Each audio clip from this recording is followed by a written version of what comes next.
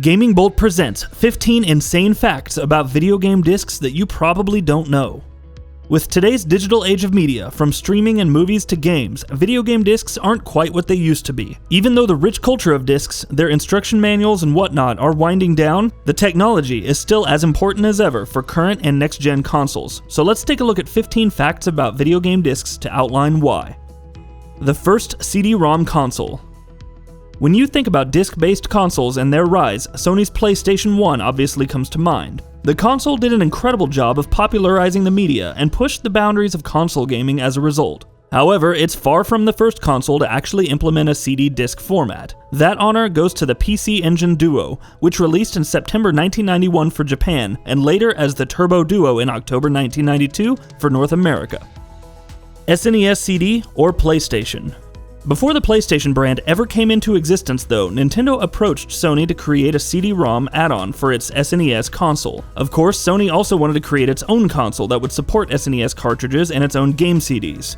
Though the PlayStation was to be announced at CES 1991, Nintendo subsequently backed out of the agreement and canceled all work with Sony when it realized that the latter would have control over all SNES CD-ROM titles. Through a series of twists and turns, including Sony approaching Sega and battling Nintendo over using the PlayStation name, the company began anew, and the PlayStation we know and love would release in December 1994 for Japan. It subsequently arrived in September 1995 for North America and Europe.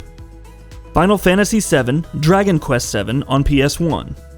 In case the previous point didn't underscore it enough, Nintendo and Sony had some animosity. So it didn't help that, when Nintendo was developing its Nintendo 64 console, games like Final Fantasy VII and Dragon Quest VII would skip it in favor of the PlayStation's CD-ROM format. Nintendo's reaction to Squaresoft at the time, according to character programmer Hiroshi Kawai, was, "If you're leaving us, never come back." Ouch. Though the N64's cartridges had been too limiting for both games, it was still a major blow considering how the franchises had flourished on Nintendo platforms. Full games on demo discs. Anyone who grew up in the 90s will remember demo discs. Usually bundled with magazines or other games, demo discs would offer previews for titles still in development. However, because developers didn't want to create separate demo builds, they included the entire game on the disc with restrictions. Crash Bash is a good example, and if a cheat code was used, then players could access the entire game from the demo. This wasn't a free lunch per se. Most of these builds were still in the beta stage, but it was still crazy at the time. Soundtracks and special audio.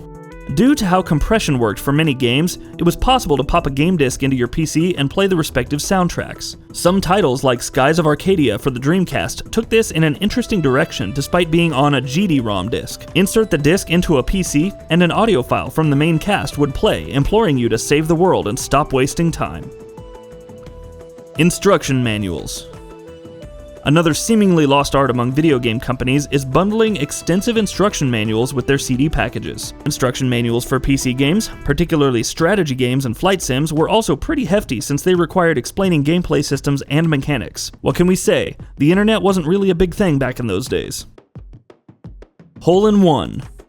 Though you may not pay much attention to a game disc when it's in the console tray, there are some interesting designs to behold. Xenoblade Chronicles, for instance, would use the hole in the game disc to replace the Monado's circular portion. Resistance 3's Special Edition would turn its disc into an old-school vinyl record with the game name and copyright information also laid out in the same way, giving it that vintage feel.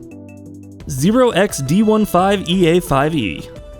Disease isn't something you'd normally associate with the Nintendo Wii. However, for some reason, Nintendo used a hex code called 0xD15EA5E for separating the update and game portions on a Wii game disc.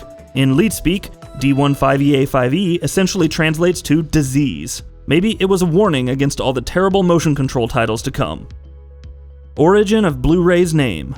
Blu-ray discs are pretty awesome. Not only have they offered even more storage for higher-end game products, but they've enabled Ultra HD film viewing from the comfort of your home. Ever wondered why they're called Blu-ray discs though? The name refers to a blue laser that's used to read from and record to the Blu-ray disc. The ultimate irony? It's actually a violet-colored laser that's used.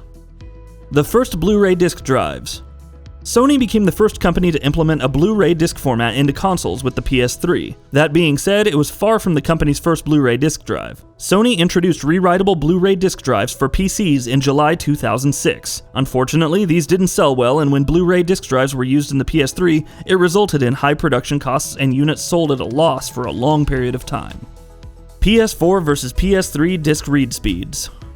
Production costs aside, the Blu-ray drive ended up working well for Sony in the long run. The PS4's Blu-ray drive would be a significant step up from the PS3. It was rated at 6x constant angular velocity, or CAV, with a maximum read speed of 27 megabytes per second. Compare that to the PS3, which had a 2x CAV rating that resulted in, at best, 9 megabytes per second read speeds. Of course, in the future, another upgrade will probably be necessary, which leads us to BDXL discs. The next step?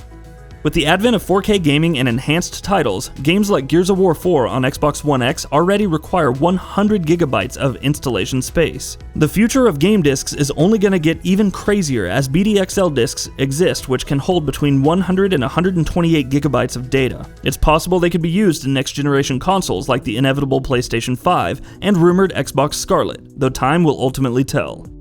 Xbox 360's HD DVD player. Back in the day, Microsoft didn't opt for the Blu-ray format with its Xbox 360 console. Instead, it introduced an add-on player called the HD DVD that was separate from the main console. As a result, numerous titles like Assassin's Creed 3, Castlevania Lords of Shadow, and even the Elder Scrolls V Skyrim Legendary Edition had to be shipped on multiple DVD discs. Surprising no one, the HD DVD player and the overall format flopped. Metal Gear Solid 4, too big for Xbox 360. Speaking of multiple discs, one of the reasons that Metal Gear Solid 4 Guns of the Patriots is still exclusive to the PS3 is because of its reliance on Blu-ray. Due to the game's size, it was too big even for multiple DVDs on Xbox 360, even if dual-layer discs were utilized. In fact, the same issue plagued the Metal Gear Solid Legacy Collection, which included Metal Gear 1, the first 4 Metal Gear Solid titles, Metal Gear Solid's VR missions, and Peace Walker, along with tons of additional content, all on PS3. Cleaning discs. Let's cut to the chase, and perhaps the real reason why you're all here. Just how do you clean these darn discs? Well, as it turns out, normal water and a smooth piece of cloth are all that's necessary. You could also utilize disc resurfacers, which can remove even the worst scratches, if you're so inclined. And that about does it for this video. If you enjoyed what you watched and want to see more from GamingBolt, you can always hit that subscribe button and turn on the bell icon next to it. That way you will never miss any of our videos.